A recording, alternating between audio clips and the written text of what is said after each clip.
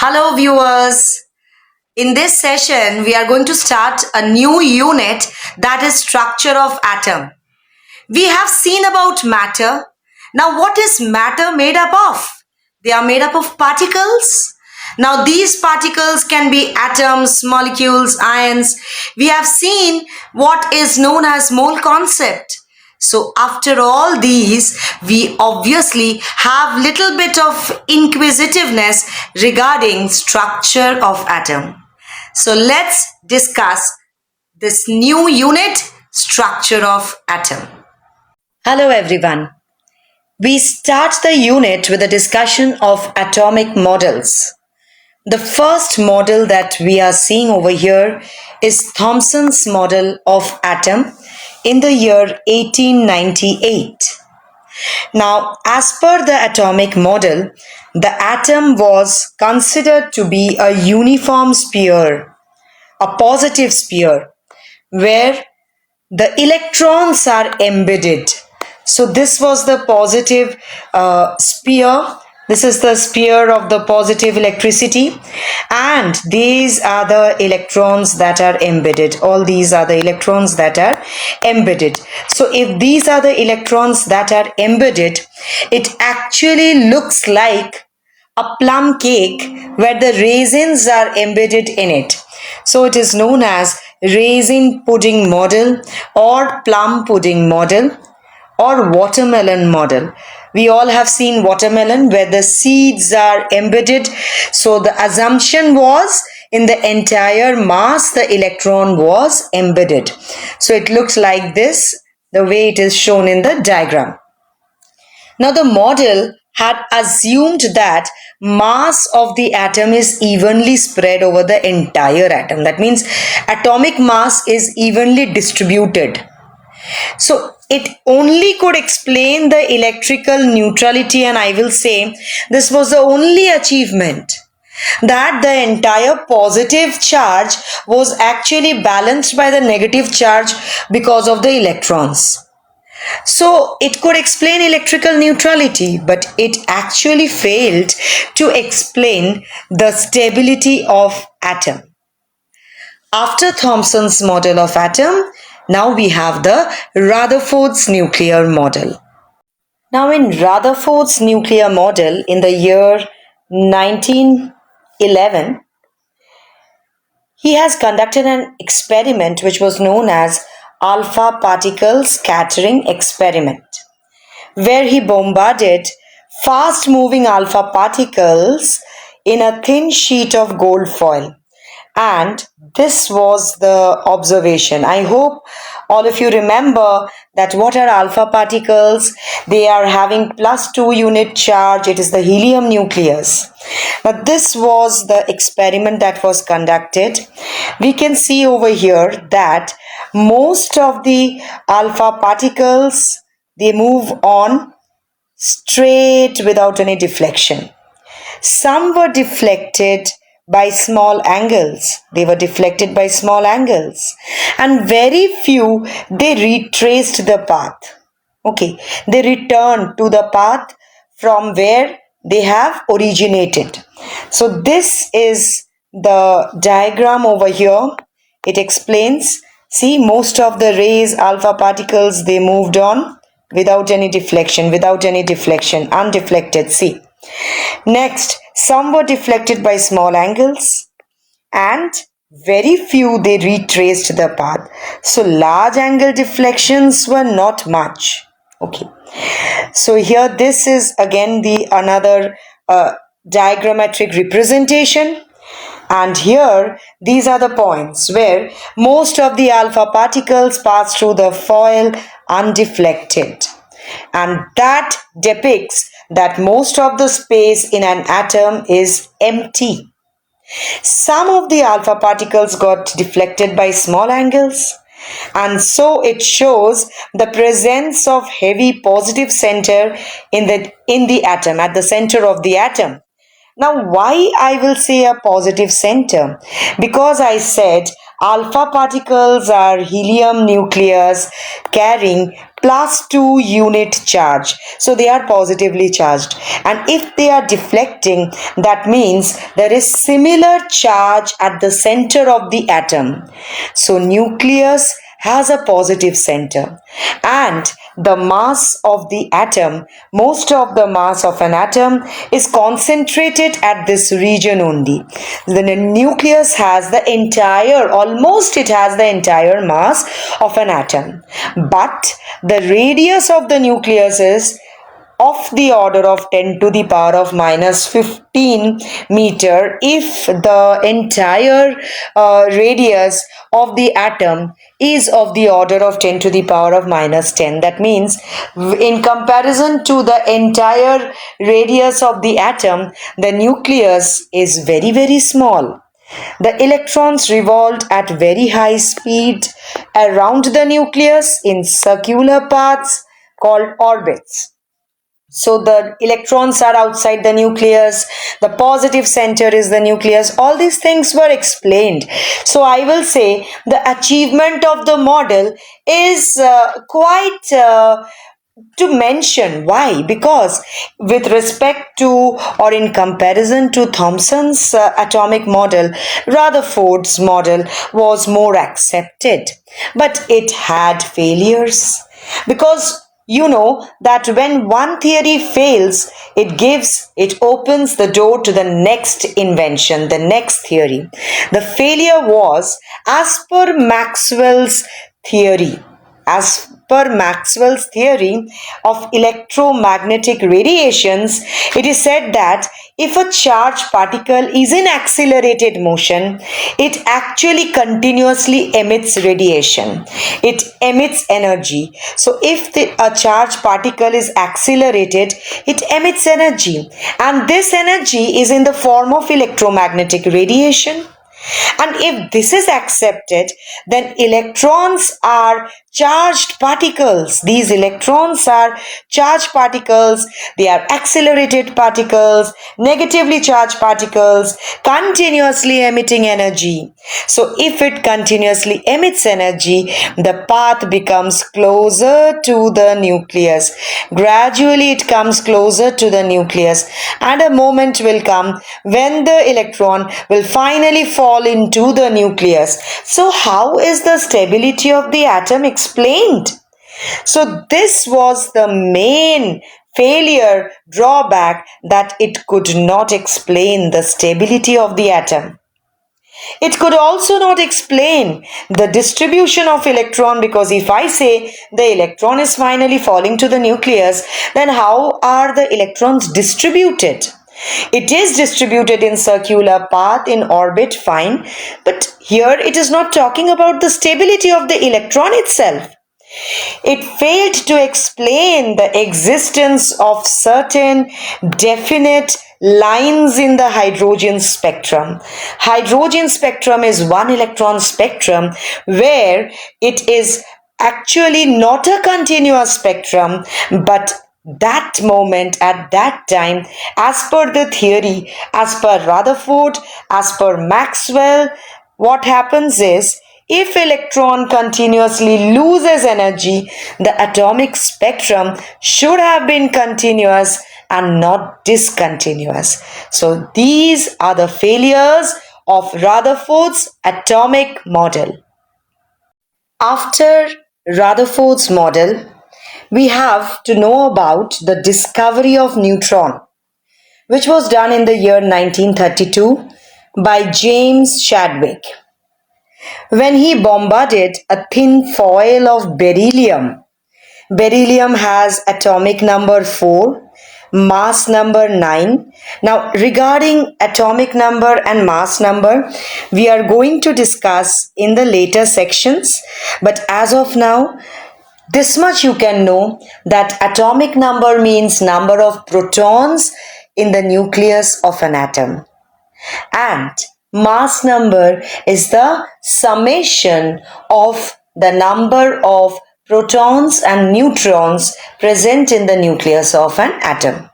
So beryllium fast moving alpha particles were actually bombarded in a thin foil of beryllium and observed that highly penetrating rays consisting of neutral particles were there. Now, these neutral particles were actually found to have a mass of 1.675 into 10 to the power of minus 27 kg. And these were known as neutrons. This is how these particles were discovered, and it was found that neutrons were not having any charge. And the number of protons and neutrons present in the nucleus of an atom, now they are what? P plus N. If I say number of neutron is N, number of proton is P, this number is actually equal to the mass number. This is actually equal to the mass number. Now, these are collectively known as nucleons. Protons and neutrons, they are collectively known as nucleons. Do you know what is the mass of an electron? It is 1 by 1837 part of the mass of an atom of hydrogen. And this value is what is giving the mass of one electron. It is taken to be 9.1 into 10 to the power of minus 31 kg, but the exact value is this. Now, just we have discussed about atomic number and mass number. So let us actually take this concept. Atomic number is denoted by Z and mass number by A. Now, atomic number is actually equal to the number of protons present in the nucleus of an atom. For an electrically neutral atom, it is equal to the number of electrons. If the atom is electrically neutral, then it is equal to the number of electrons. But we will always keep in mind that it is actually equal to the number of protons present in the nucleus of an atom. Then what is the mass number? Mass number is the number of nucleons, which is the collective name for number of protons and number of neutrons. So, since number of protons is equal to the atomic number, can't we say that A is actually equal to number of protons, which is the atomic number, plus the number of neutrons, N? So, number of neutrons is equal to the difference of mass number and atomic number. Likewise, we can do various calculations. Now, what are isotopes? Isotopes are the atoms of the element having same atomic number but different mass number. Same atomic number. Now see, whenever we are writing the symbol of an element, suppose X is the symbol of the element, we always write as the subscript, in the subscript, atomic number, and in the superscript we write mass number. So this is the symbol of an element. So hydrogen has 3 isotopes. Hydrogen is having 3 isotopes and they are protium, H11. See, 1 is there everywhere in the subscript. Protium, deuterium and tritium. That means their atomic number is same and that is 1. Mass numbers are different. Protium is 1, deuterium 2, tritium 3. Now what was mass number? Mass number A was the summation of number of protons and neutrons. So that is different. Carbon also has isotopes like C612. So atomic number is 6 everywhere we can see. Mass numbers are different. One is 12, the other is 13 and third is 14. After isotope, we have isobars. They are the atoms of different elements. See in the previous one, isotopes, they were atoms of same element. See hydrogen here, see carbon here. They were the atoms of same element. Now it is atoms of different elements having the same mass number. Again I will say mass number was this. Mass number is the summation of proton and neutron. So example, let us see. Carbon, see the mass number which is given in the superscript is 14. For nitrogen also it is 14, though their atomic numbers are different. Now after isobar, we have isotones. They are the atoms of different elements again, but same number of neutrons. So number of neutron was given by the difference of mass number and atomic number. So these are the two examples, carbon and this isotope of carbon 613 and nitrogen 714. So 13 minus 6 is equal to 14 minus 7 is equal to 7. So they are having what? Same number of neutrons. Let us see one application question over here.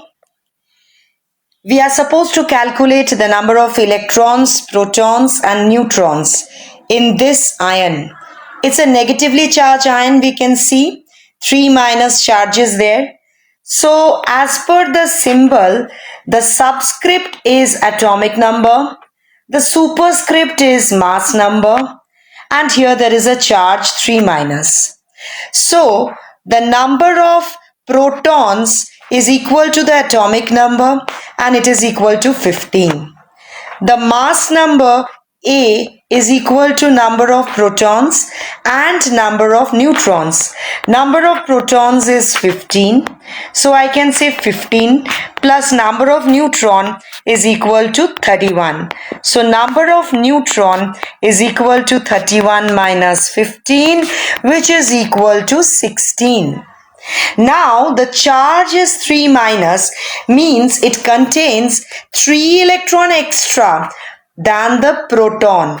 Had it been electrically neutral, then number of electrons would have been equal to number of proton, and here it is having 3 units extra. So it will be 15 plus 3, which is equal to 18. Isn't it very easy? The next one says the number of electrons is equal to 36, number of proton is equal to 35, and number of neutron is equal to 45 in a monoatomic species. So if number of proton is equal to 35, then this is equal to Z, that is the atomic number. You have to assign the symbol. Now the symbol means, again I will say, if X is the symbol, this is your atomic number and this is your mass number. Now mass number will be what? Mass number is equal to number of proton plus number of neutron. So it is 35 plus 45, which is equal to what? 80. So I know Z, I know A, but number of electron is not same as number of proton. 1 electron is extra. So here there is a charge, that is negative charge. Atomic number 35 means bromine. So I can say it is Br. Here subscript will be 35, superscript will be 80, having a negative charge. So this is the symbol. If anyone fails to remember about Br, can write X, can write 35, 80 and a negative charge as well. Now let us discuss about the wave theory of radiations. Light was considered to be corpuscles. Now corpuscles were this theory was given by Newton in his corpuscular theory, where he considered light to be stream of particles, particle nature, and it was called corpuscles of light. Now this particle nature of light could explain reflection, could explain refraction phenomena, but it failed to explain diffraction and interference. So the corpuscular theory was replaced by Maxwell's wave theory, where it was said that light is transmitted in the form of electromagnetic wave. That means it has two fields, one electric field and the other magnetic field, oscillating fields that are mutually perpendicular to each other and perpendicular to the direction of propagation. Now the electromagnetic field, or I will say the electromagnetic wave, they do not require any material medium for propagation. They can travel also through vacuum. And this is how it looks like. This is the direction of propagation. These are actually the three axes. If x-axis is denoted by direction of propagation, y-axis denotes the magnetic field component, and z-axis denotes the electric field component. The three axes are mutually perpendicular, and so is the electric field and the magnetic field component to each other and to the direction of propagation. Now, since we have discussed about electromagnetic wave, we need to know the wave parameters. The first wave parameter is wavelength, which is denoted by lambda. Wavelength means the distance between two consecutive crests or two consecutive trough. The height that we are seeing over here, they are the crest of a wave, and this is the trough. The depth is the trough. So the distance between two consecutive crests is shown here. That is lambda. That is a wavelength. And the unit of lambda is angstrom, nanometer. So 1 angstrom is equal to 10 to the power of minus 10 meter. 1 nanometer is equal to 10 to the power of minus 9 meter. And 1 picometer is equal to 10 to the power of minus 12 meter. These are the units. Now frequency is the next wave parameter. How many waves are passing through a particular point in 1 second? That is called the frequency of the wave. The number of waves passing through a particular point in 1 second. And it is denoted by cycles per second, CPS, or hertz.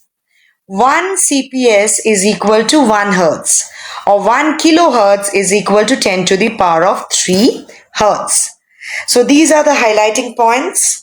Then the third wave parameter is wave number. Wave number is denoted by nu bar. That is, how many wavelengths are there per unit length. That is the wave number.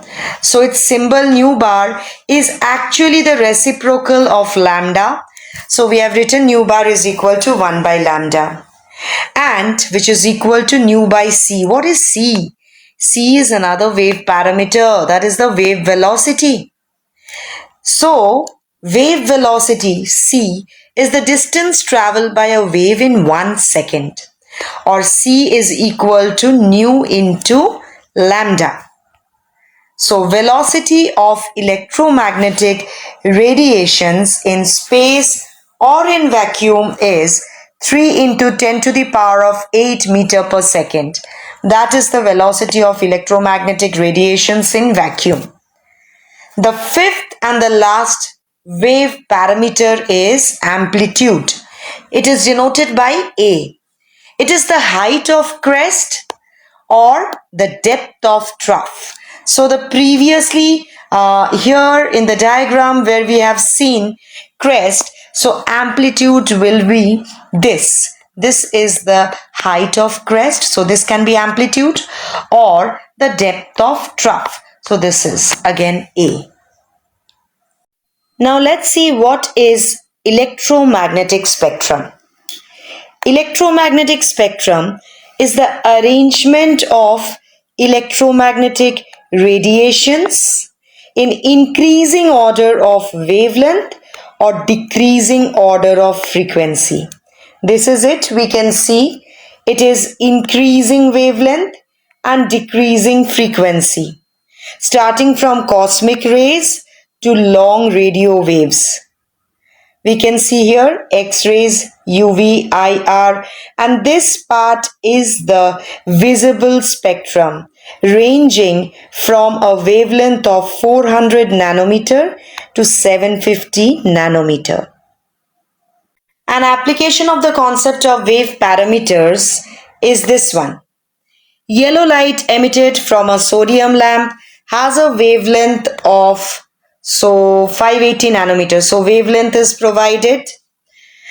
Only wavelength is provided, and you have to calculate frequency, wave number. Two things you have to calculate.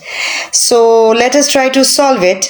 Wavelength is lambda, which is equal to 580 nanometer. Now we have seen that it is into 10 to the power of minus 9 meter. So 580 into 10 to the power of minus 9 meter is the wavelength lambda. Now velocity c is equal to nu into lambda. So from here we can find nu by doing c by lambda. Lambda is already provided, and this will be same as 3 into 10 to the power of 8 meter per second. We have seen this. So divided by 580 into 10 to the power of minus 9 meter. So this will give you nu.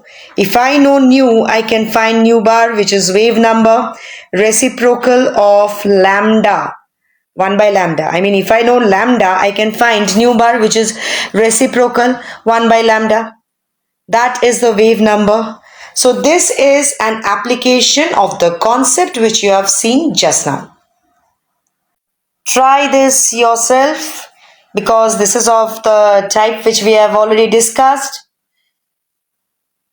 A radio station is broadcasting programs at 100 megahertz frequency. So frequency is supplied 100 megahertz. Okay. So this can be converted to hertz. Multiply it by 10 to the power of 6. So what we can do is nu is equal to 100 into 10 to the power of 6 hertz, or I am writing second inverse as well. If the distance between the radio station and the receiver is 300 kilometer, so distance is given. Distance is 300 kilometers. So I can say distance is equal to 300 into 1000 meter. We need that unit. How long would it take the signal to reach the set from the radio station? First you need to calculate this part. So it has two parts. And then calculate wavelength, wave number. Three things you have to do. First part, how long? Second part, wavelength, wave number. Or you can say it has three parts. So over here, for calculation of wavelength, what you will do, remember lambda is equal to c by nu. And c is how much? C is equal to 3 into 10 to the power of 8 meter per second. So you can find lambda. And for finding the time, you can do distance by speed, which is 3 into 10 to the power of 8 meter per second, that is d by c. And for finding wave number, it is reciprocal of wavelength, 1 by lambda. So I think this is the procedure how to solve it, and you can solve it definitely. Now the wave theory had certain limitations.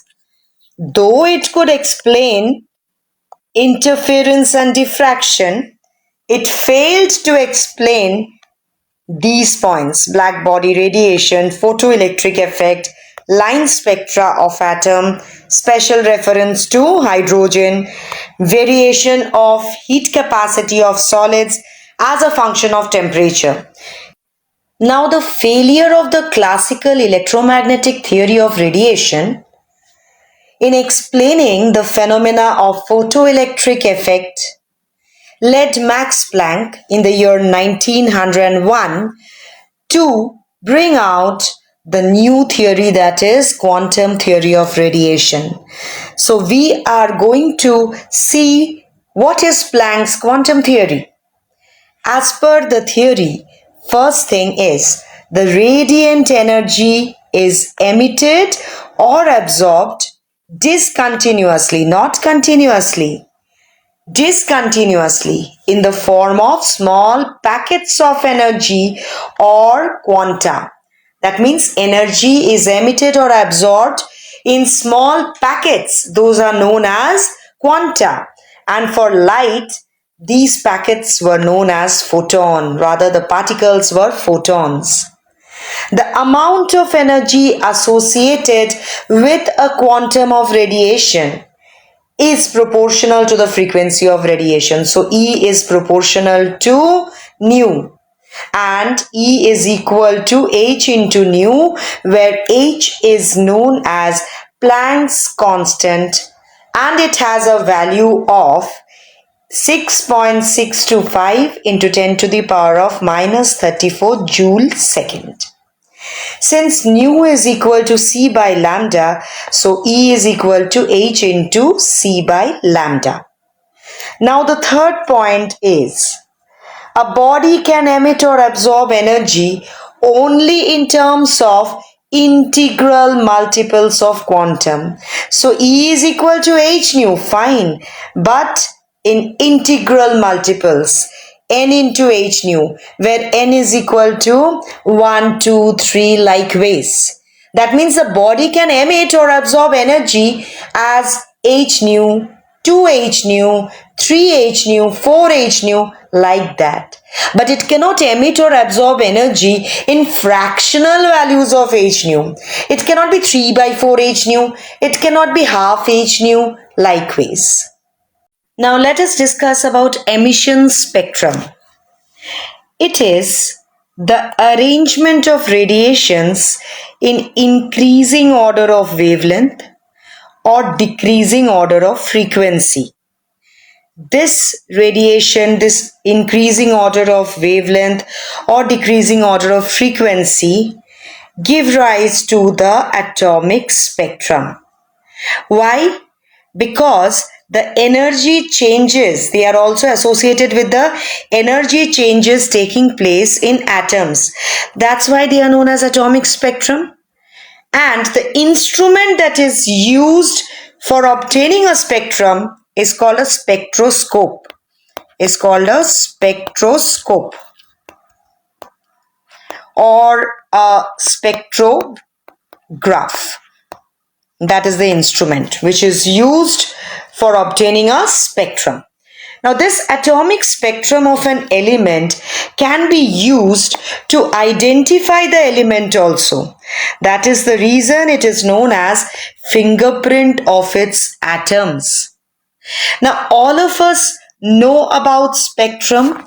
We have seen the dispersion of the light into the 7 colors giving rise to the spectrum. Did we notice that in the VIBGYOR that we obtain, there is actually no line of demarcation between one color to the other?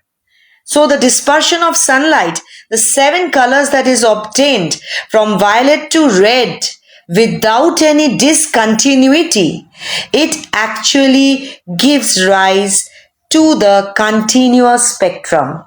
The color that blends, one color blends with the other. In VIBGYOR, one color blends with the other. And we cannot actually demarcate where the violet ends, where the indigo starts, where the blue starts, likewise. So this type of spectrum is known as a continuous spectrum. And in continuous spectrum, the radiations corresponding to all the wavelengths are present within a certain range. So what is the difference between a continuous spectrum and a line spectrum? Line spectrum means we have lines in the spectrum. Now, atomic spectra of most of the elements, they consist of some bright lines in the spectrum, and they have some dark bands as well. There are some dark bands and again some bright lines. So we can actually demarcate them by regions, by lines. Such a spectrum is known as line spectrum. And the various lines in the line spectrum correspond to the radiations of different frequency, different wavelength emitted by the excited element. Now, absorption spectrum is also called the photographic negative of emission spectrum. Why? The dark lines in the absorption spectrum of a substance, they appear at the same position as the bright lines in the emission spectrum. Nowadays, we don't have that experience of that reels for the printing of the photographs, but if we have seen the reels for the printing of the photograph, we know that if in the reel, the photographic film, any photograph is dark, means it will be bright in reality in the photograph. Now in hydrogen spectrum, if hydrogen gas, through hydrogen gas, electric discharge is passed, then these molecules, they dissociate into hydrogen atoms. Now the excited hydrogen atoms, these atoms, the excited hydrogen atoms, they emit electromagnetic radiation of discrete frequency. Now, when they are emitting electromagnetic radiations of discrete frequency, then each line corresponds to a particular frequency. Now, that is what we are seeing over here. The lines in the emission spectrum of hydrogen, they are the lines in the emission spectrum of hydrogen. They are classified into 5 series. One is Lyman series, the other is Balmer series, Parsons series, Brackett and Fund. Some say P-Fund as well. Now where they fall in the visible region or in the ultraviolet region, see these 3 are the IR region. Now Rydberg gave a special, a general formula for all the series in the hydrogen spectrum, and it is this formula. This is the formula. Here it is. Nu bar is equal to 109677 into 1 by n1 square minus 1 by n2 square. Now here we can see what are n1 and n2. These are the orbits. First orbit, that is n1 is equal to 1, second is n2 or is equal to 2. Here we can see, okay, so these are the orbit numbers. Always see n2 is greater than n1. That means we are talking about energy levels or electrons returning from a higher orbit to a lower orbit. Lyman series, the lower orbit is 1, n1 is equal to 1. Balmer series, it is n1 is equal to 2, likewise. Now the Rydberg's constant is 109677 centimeter inverse. Well, when we started our discussion with structure of atom, not mentioning Bohr's model seems to be incomplete. Bohr's model for hydrogen atom, it is being discussed now because we need to understand the hydrogen spectrum. We need to understand the lines in the hydrogen spectrum. And so Bohr has given certain postulate which says that electrons in the hydrogen atom. What is the speciality in the hydrogen atom or hydrogen-like atom? It means it contains only one electron. They revolve around the nucleus only in certain circular orbits. These orbits are known as energy shells or energy levels. and they are denoted as the shell names K, L, M, N. They are the shell names, and 1, 2, 3, 4, they are the shell numbers. So we can assume that the K shell is closest to the nucleus. This is your K shell, then comes your L shell, then will be your M shell. Likewise, it goes on. So K, L, M, N, when we say from K to K and onwards, the distance from the nucleus gradually increases. Now, only those orbits are permitted in which the angular momentum of the electron is a whole number multiple of h by 2 pi. Now, angular momentum is given by mvr. So, mvr is equal to n into h by 2 pi, where n is any integer, h is Planck's constant, m means mass of electron, v is the velocity of electron, and r is the radius of the orbit. For this reason, we can say that angular momentum of electrons in an atom is quantized. The meaning of this term means what? The energy is fixed, it's quantized. It is n times h by 2 pi. Now, the third postulate says energy of an electron in a particular orbit is fixed, is constant. So they are known as stationary states. Suppose I say for n is equal to 1, which is your K shell, the energy is E1. For n is equal to 2, which is your L shell, the energy is E2. Likewise, for K shell, the energy will always be E1 then. And for L shell, the energy will always be E2 then. They are fixed. So these orbits are also known as stationary states. When energy is supplied to the electron, it jumps from a lower energy level to a higher energy level. Suppose N1 to N2. Energy is supplied because N2 is a higher energy level than N1. For this, we need to supply energy. So plus E or the delta E. Delta E means change in the energy. That is equal to E2 minus E1. Assuming that the energy at N2 is E2 and the energy at N1 is E1, the difference is actually delta E. That is E2 minus E1. And since E is equal to h nu, we can write this is equal to h nu.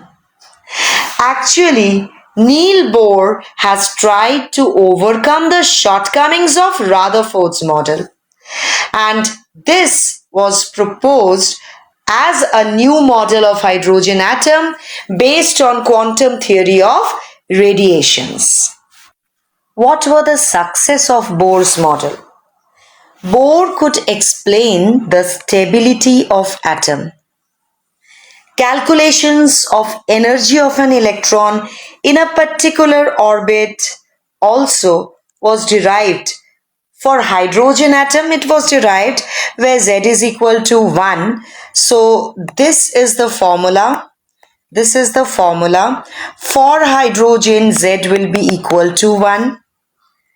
And this is also again another form. These are all the forms of energy of an electron in nth orbit. Now, radius of an orbit in hydrogen atom was also calculated, and this is the formula for it. This is the simplified form of the formula where placing the values of all. So we can see what are these values. M stands for mass of electron, E is charge of electron, H is Planck's constant, and K is Coulomb's law constant, and this is the value. So, everything, all the notes whichever I am discussing over here, you will receive in the description part, the board work.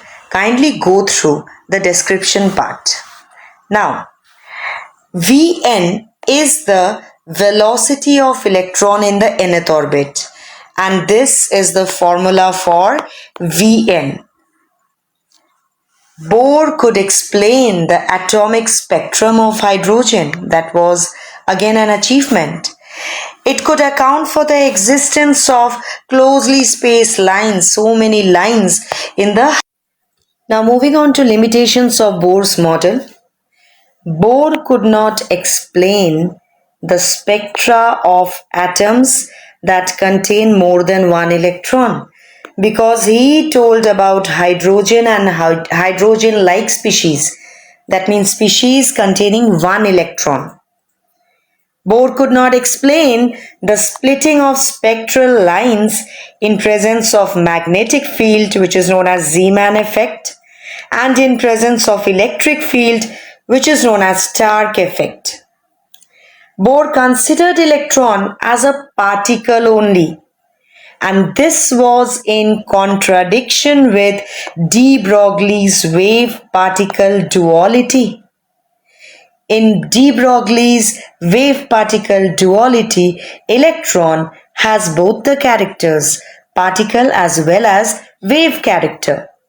It also contradicts Heisenberg's uncertainty principle because Bohr has said electrons are moving round the nucleus in fixed, definite path, which he named them as stationary path having fixed energy. So as if he is able to locate the position of the electron and also its momentum.